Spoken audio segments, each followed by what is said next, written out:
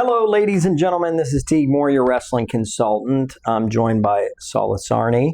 We are going to give a little bit of background. Salah just finished second at the U17 World Championships. Congratulations. We're going to talk a little bit about his background, how he got into wrestling. I think it's really important for young wrestlers to understand somebody in Salah's position that has now reached a world medal. He went through some challenges in his wrestling, and it's really good for young wrestlers to understand that the challenges can ultimately lead to your best. So without further ado, Salah, thank you for joining us today. Let's talk a little bit about your introduction to wrestling. So where were you born? Where are you from? And we'll go into family a little bit. Okay. Well, I'm a Chechen American, and for context, Chechnya is a nation in North Caucasus region, and fun fact about it, has around 2 million people worldwide, and I was raised here in Maryland. Nice. Yeah, and started wrestling when I was 5. Okay. I have 6 other siblings. Yeah. 7. Yeah, you got quite a bit. Talk a little bit about that wrestling background, where you're from, and how you think that may have influenced you a little bit to pursue wrestling here in the United States. Well, every kid in Chechnya, it's kind of just traditional that kids do sports to support themselves, as in like self-defense. When I was 4, I started swimming just so I knew how to stay above water and just swim from one wall to another wall without drowning. And wrestling is just another sport, another activity to learn self-defense and learn how to get up from a slam, how to slam somebody if I need. Nice. Yeah. I love it. I love it. Let's talk about your siblings. Go through your siblings, their successes on the wrestling mat, what they might be doing now. Well, my oldest sister, Naina, she is a Navy lieutenant, and she just got off of deployment. She got off of ship. And my second oldest, Hava, she is the first lieutenant in the Air Force. She's Seda, the oldest wrestler. She is a second lieutenant. She graduated a few years ago from the Air Force Academy. She's working for the Air Force now. And we have Nebi. She is a third year in the Air Force Academy. She wrestled most of high school. She won a bunch of Fargo titles. She won Who's Number One. She's in the Hall of Fame. Yeah. Then we have me, committed to the Air Force Academy. And my younger sister, Kessie. She's Fargo champ this summer. She is at Bullis right now.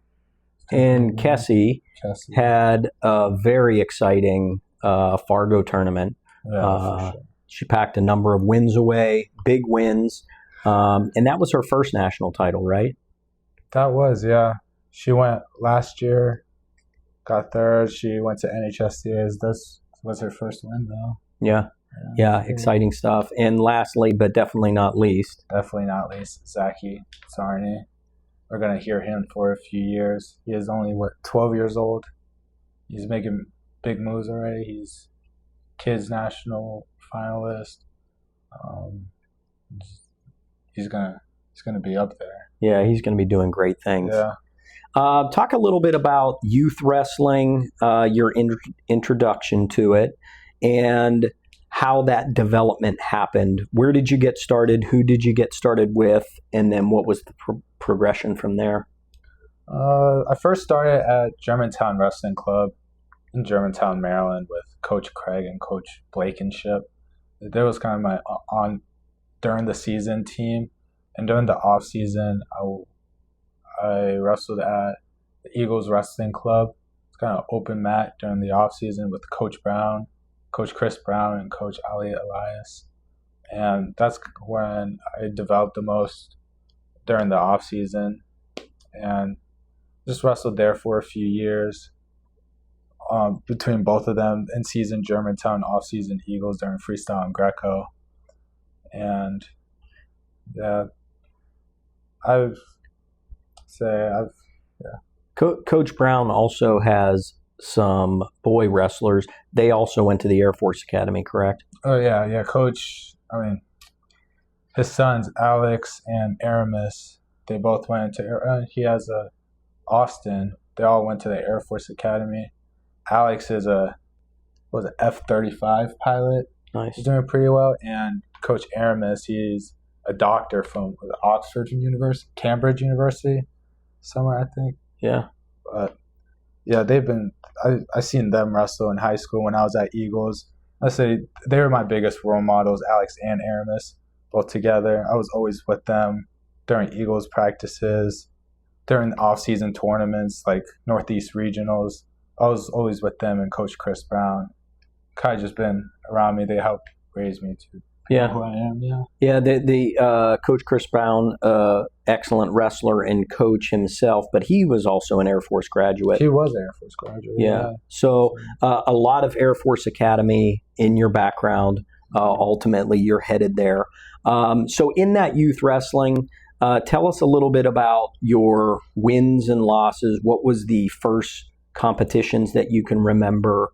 What was your first success with wrestling? Did you go through some tough times as a youth wrestler?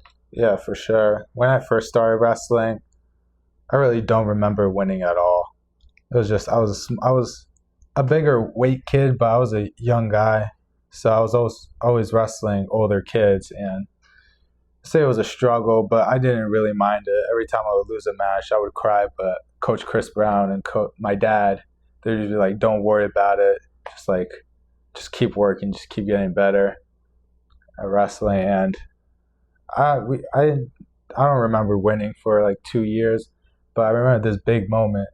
I placed, seventh. I got a medal. I don't even know if it was seventh place, but I got a medal at this one tournament.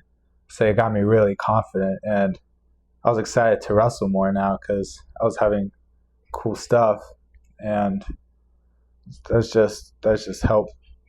Just kicked off my development early. Yeah. I think for a lot of our young wrestlers out there, being able to hear from someone like you that's at the level that you're at, knowing that you went through some of those shortfalls and tough times in wrestling is really good, because ultimately the winning and the losing doesn't matter at that time. It's really about your development, making sure that you're learning all the positions to wrestle from, not necessarily a lot of technique, but just understanding where wrestling is going to take place. And then as you get older, the techniques come with it. Hey, wrestling fans, if you have a young wrestler that you're looking for help, whether it's video review, an opinion on where to take their training or their competition skills, feel free to reach out. I'm Teague Moore, the wrestling consultant, thewrestlingconsultant.com. Now back to our interview. Your experience with Coach Brown, his sons, your introduction to wrestling.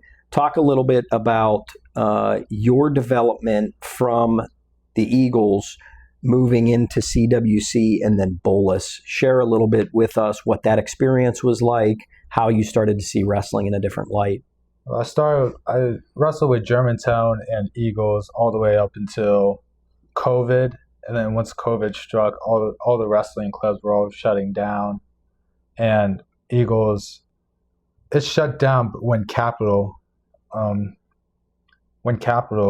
was established. So it was more of a transition. All the Eagle kids went to Capital. All the Bullis kids trained at Capital. Bullis and Capital Wrestling Club was just one pipeline, and that's just how it was in middle school.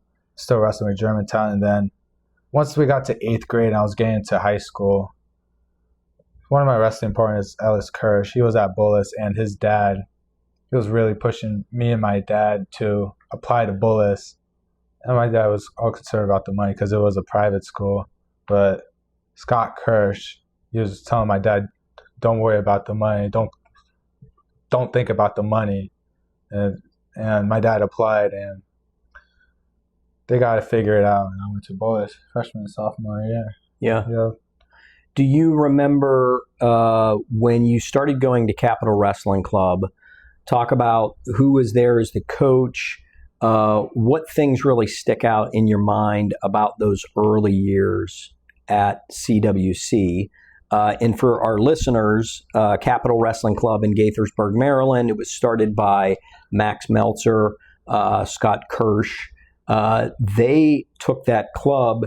We didn't have a full-time training facility in this area for the wrestlers that wanted to wrestle year-round, and so they got Capital kicked off. Talk a little bit about those coaches and the people that were there. I believe John Morrison was there when you first started. Talk a little bit about those experiences. First time I remember going to Capital, it was freshly open. Scott Kirsch invited my dad and I to go out and just practice there. And we went to the warehouse. It was a new spot. It was good mats, and we had Coach John Morrison. And then you look at all these wrestlers. I've seen these kids before. They're from Bullis, and you see like Meyer, and you just see kids all over from Maryland just going to this one spot. And those great kids: Meyer, Ellis, T.J. Stewart, Taina Fernandez. They're all there, and I remember the practices. They're pretty intense, but they were intense, but they were really technique focused and skill based. We didn't really do much live, but we were really dialing in on those techniques. And I'll say the practices were pretty boring, but I would say I definitely knew how to get better at wrestling. I went to other clubs before, like right before COVID, just to see how other clubs in Maryland are like. And one thing I noticed is compared to Eagles and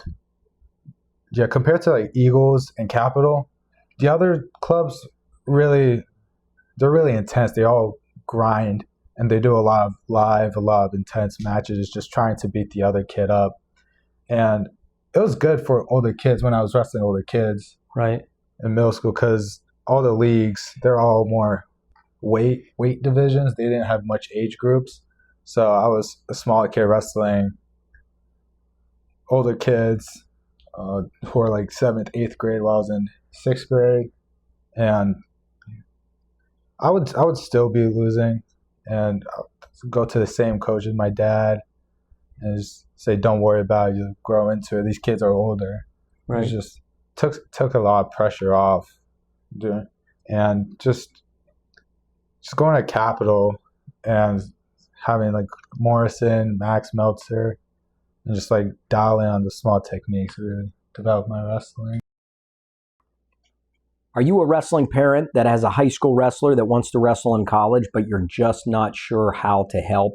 I'm Teague Moore. I've got 20 years of college coaching experience, 15 of those years as a head wrestling coach. I now help families navigate the entire recruiting process and help your wrestler find the right coach at the right institution. Feel free to email me, thewrestlingconsultant@gmail.com. Now back to our interview. You start going to Capital. You mentioned some names. Meyer Shapiro. Many people now know Meyer. Back then, I don't think Meyer was having that success on the national scene. Taina Fernandez now having national, international success. She and Meyer both have won multiple world medals, age group world medals. How did seeing those wrestlers or being in practices with those wrestlers, how did that help you understand wrestling better? And now seeing their success, how has it motivated you on the national and the international scene? I think being in the same room as them and just watching them wrestle, it really pushes you on how you should wrestle. So when you see Meyer wrestle during practice, you look at it, it's just like, it's art, really. And you want to reenact that. You want to know how he moves like that. And so you push yourself hard because the kid you want to be like is right next to you. Yeah. And I would want to impress them and the coaches who are, and just how to develop myself. And then the wrestling kids like Taina, she would beat me up all the time. So that definitely pushed me to get better. And just the coach's involvement with all the kids, and just they push you to make yourself better at wrestling, really. And it's not like live wrestling, but like skills and technique and how to move. It's just with like Max, and just they wrestle the kids also. The coaches are really involved in Capital. Yeah. I can remember first meeting Meyer, first meeting Taina, and you could see that they had this unbelievable work ethic and skill set, but it was really about helping them develop their own style, their own technique. Yes. I can remember watching Taina. It was like she beat all the boys in the room, so we had to move her up to wrestle bigger boys so that she was getting challenged. I remember Meyer, we knew right away how good he could potentially be, and he surpassed the wrestlers in the room to the point where the coaches were putting hands on in the workouts just so that we could keep him challenged in the practices. Speak a little bit to that, your experience of wrestling coaches. How did competing with the coaches in the practice room and the style at Capital, how did that help you develop your own style? The coaches really set a standard in Capital Wrestling Club because how much they work with the kids. They warm up. The coaches warm up with us. They hand fight. They drill with us. They're just always involved, and they're pushing kids who seem to be slacking off during practices. And if the kids need practice partners, if they don't have any or they're just too good for the other partners, they'll get their hands on them. And to me, I was wrestling with Coach T here, and I would. When you were smaller? When I was smaller, no, yeah. It definitely developed because we would warm up and do everything, and then we'd start drilling, and he would just whoop me. And it definitely hurt my ego, which was really needed. And just learning how to defend these coaches. Coach Max Meltzer, he would kill me with the inside trip for around a year. Just learning how to defend from the coaches. It teaches me how to predict others and how to develop my own, because I know if the coaches can't take me down, I know for sure kids my age won't be able to. Yeah. So it just allows me to be more confident in myself. Yeah. I like something you said in another interview, that progress was made by you'd go to one practice, and if you just got a hold of a leg, you felt good about it. Yeah. And then later, you'd not only get the leg, you'd maybe get to a takedown. And that was like a victory in itself, that you were seeing week by week or practice by practice, you were seeing these changes and development in your wrestling. Speak to, since being at Bolus, working with those coaches, you made the change to Blair. Talk a little bit about Blair, what you saw in that program, why you've really made the changes you've made since you've gone to Blair. Speak to the difference of that room, that history of that storied program, and the things that Blair has offered you that helped you move to the next level as well. Well, my interest in Blair also started with Scott Kirsch, because Ellis went there his senior year, and he was putting pressure on my dad to apply. And also Max Meltzer, he also was a Blair kid, from Bullis to Blair. So it wasn't like something out of the ordinary. Right. Like Capital kids. And I just went to apply, and I'm not old enough to go to college, but Blair Academy, they have what I would say is a collegiate wrestling program. Right. The coaches there, compared to college practices I've been to, they're one alike. They're pretty much the same. The coaches are involved. The practices, they'll really push you. They see the coaches are basically scientists in wrestling. They know everything, or they know more than me. I don't know anything compared to the coaches. Right. And just they show you, they really push you to be your best, and they're just involved. And the coaches at Blair, they're also teachers. Like I see them every day on campus. Right. So they're involved in most of my school life. Whenever I just need help with work, go to teachers. Whenever there's practices, they live nearby, so we can go early morning sessions. It's just all the opportunities are in one small campus, and it's a boarding school.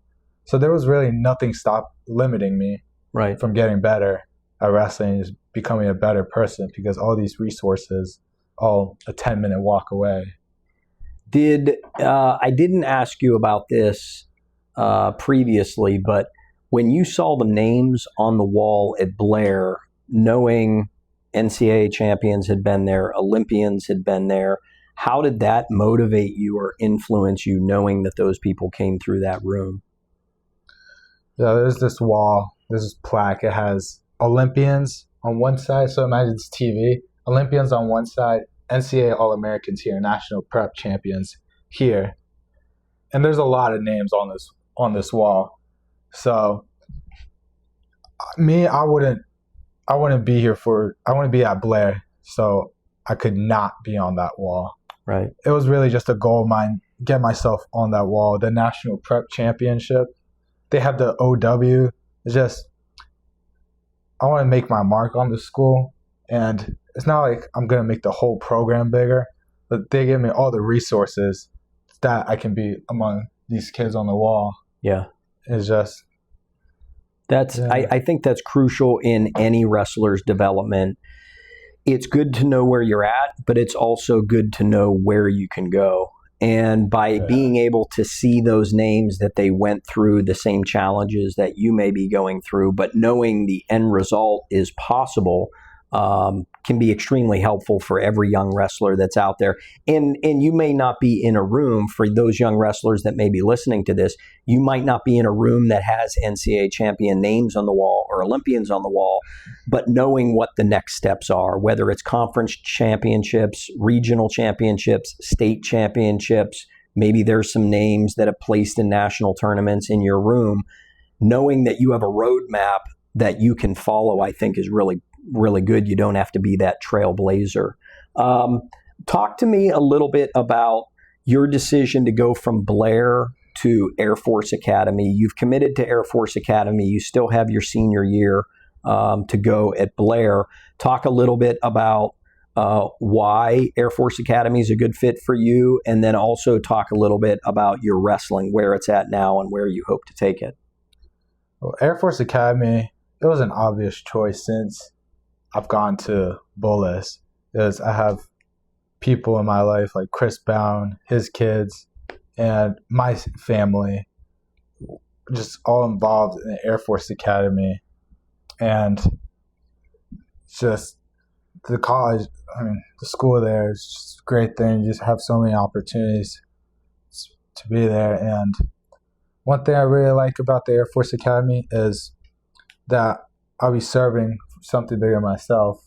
Yeah. Like when I go on to the Air Force, when I graduate, Air Force, it's all about integrity, and it's just doing the right thing. And that's what got me all the way up here. I'm not at the top of my game yet, but I know at the Air Force, where everybody does the right thing, you're going to do the right thing, and you're just going to develop a whole lot better as a person, as a wrestler.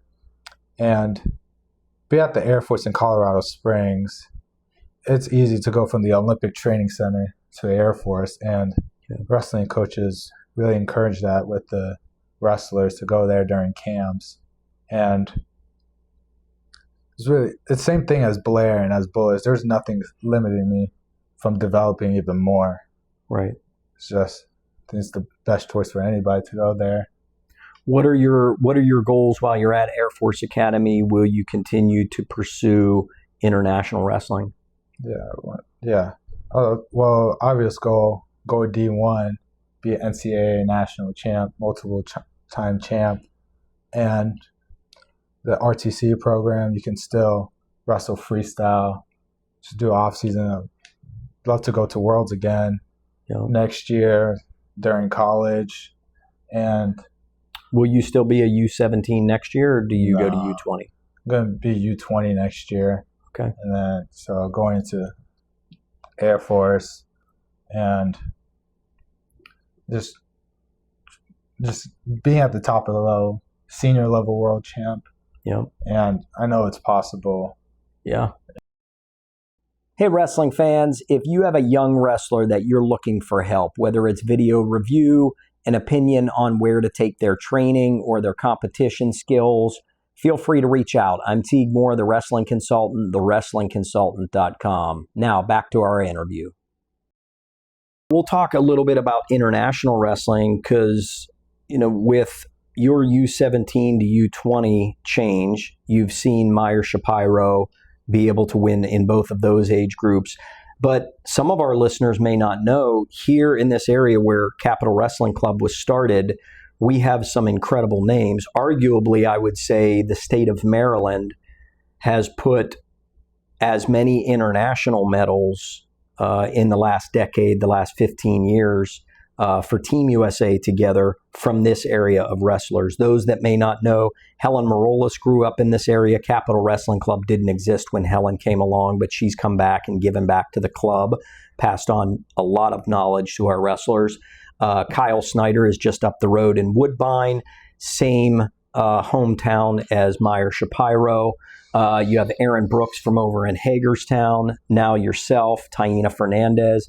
Can you speak a little bit to the state of wrestling in Maryland? We're very close to Pennsylvania. We're very close to New Jersey. Can you talk a little bit about your experiences of growing up here, wrestling in Maryland? What do you think are some of the advantages for these Maryland wrestlers who have proven not only they can win at the national level, they can win at the international level? Speak to why you think, from your opinion, why are these Maryland wrestlers able to develop? I think Maryland is the best state for developing wrestlers, especially in the youth level, compared to PA and New Jersey.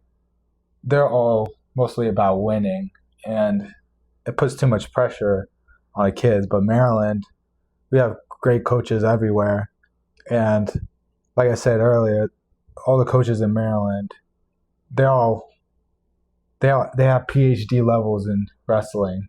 They're all teachers also of wrestling, so you know every position in Maryland, while in PA and New Jersey, you only know how to win.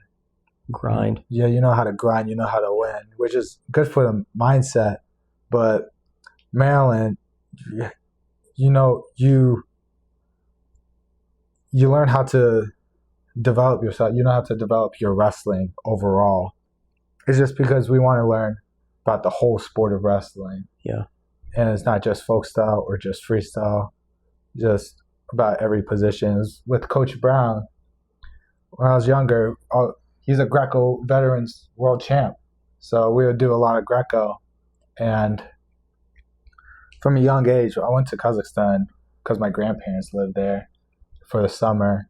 And all the coaches in Kazakhstan, all the kids were like, how does he know that move?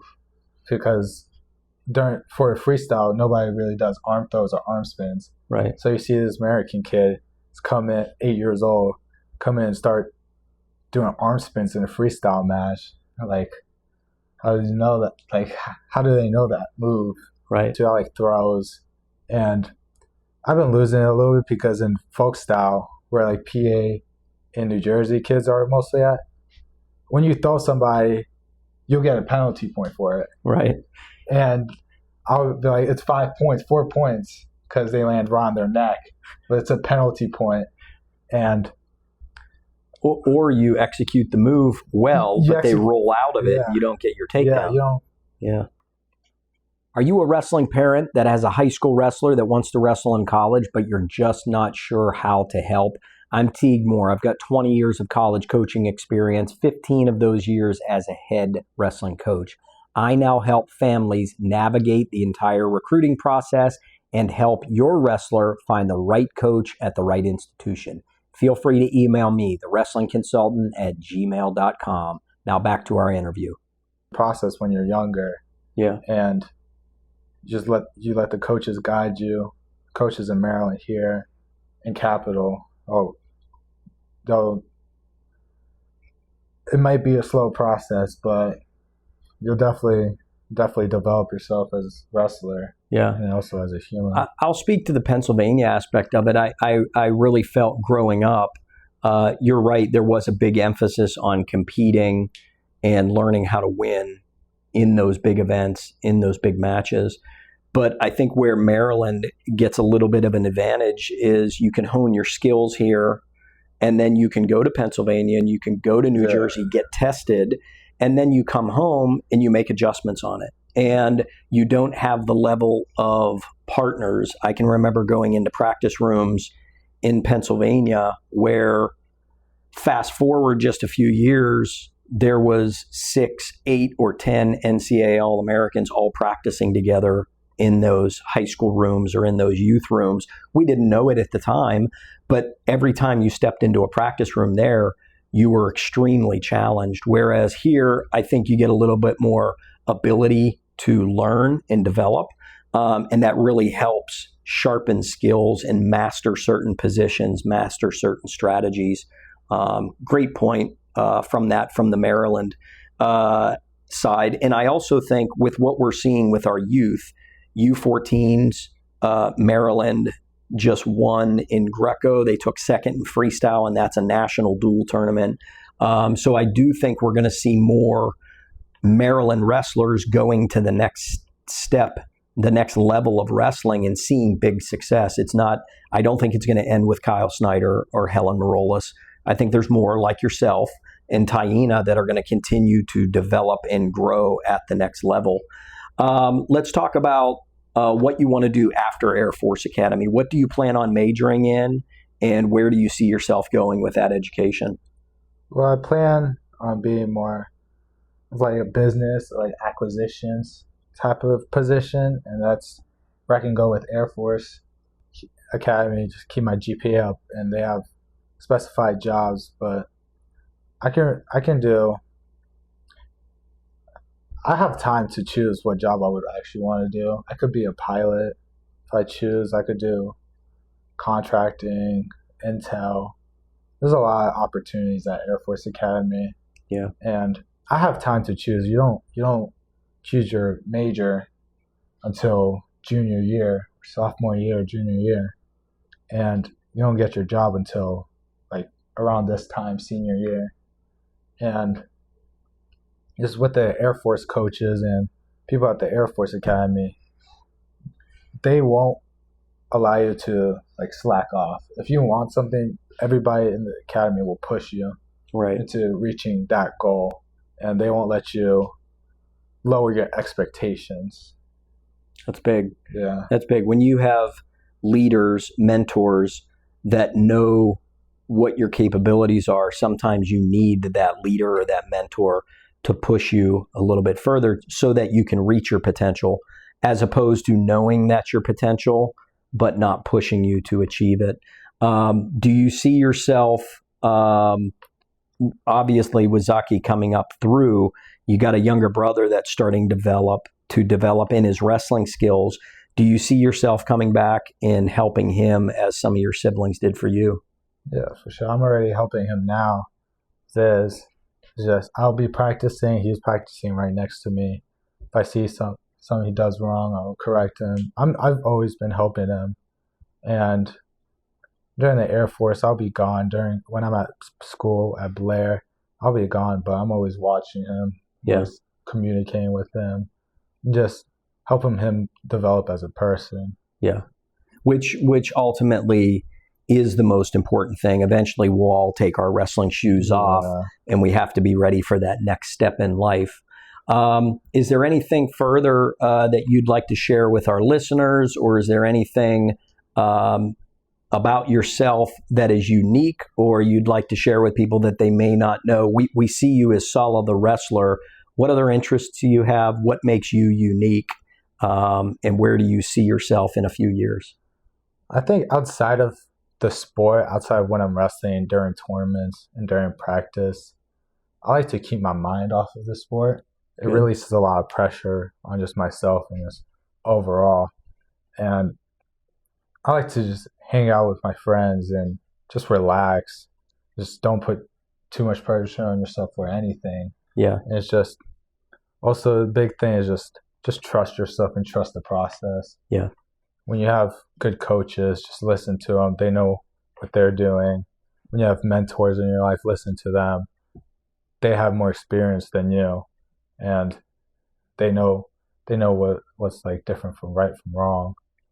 And yeah, The thing I like about not being obsessed with the sport, I think, is so healthy. I know you have some other interests that allows you to develop yourself outside of wrestling. I've always seen that you don't put too much emphasis on the wins and the losses, but really learning through that process. And I see you do that in other aspects of your life. I think is really good, because eventually, like I had just said, eventually our wrestling shoes come off as the competitor.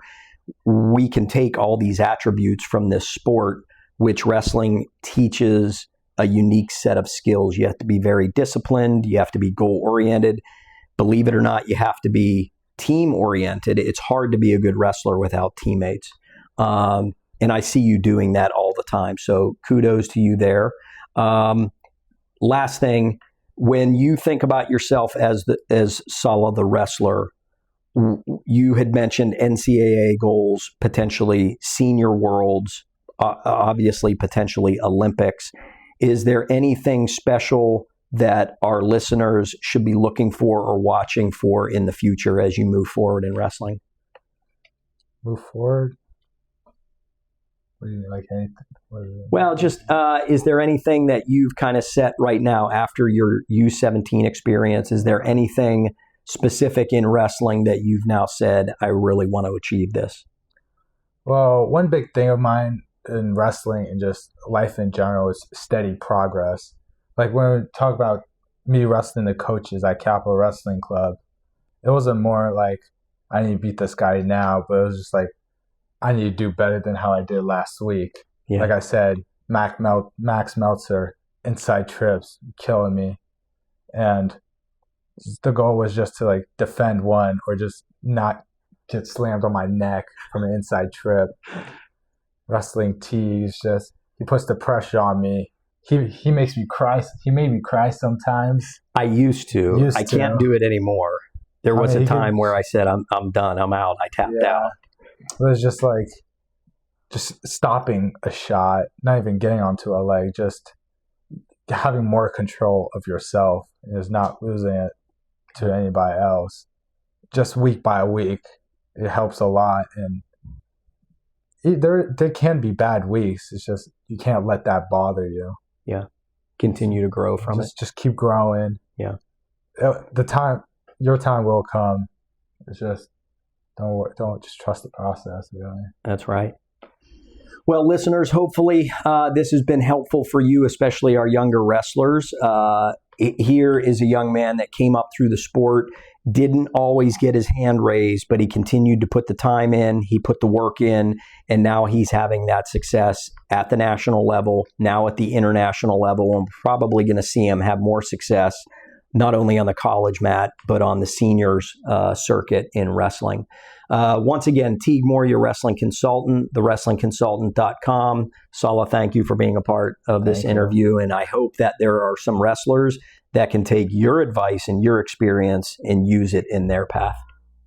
Of course. Thank you. Thank you.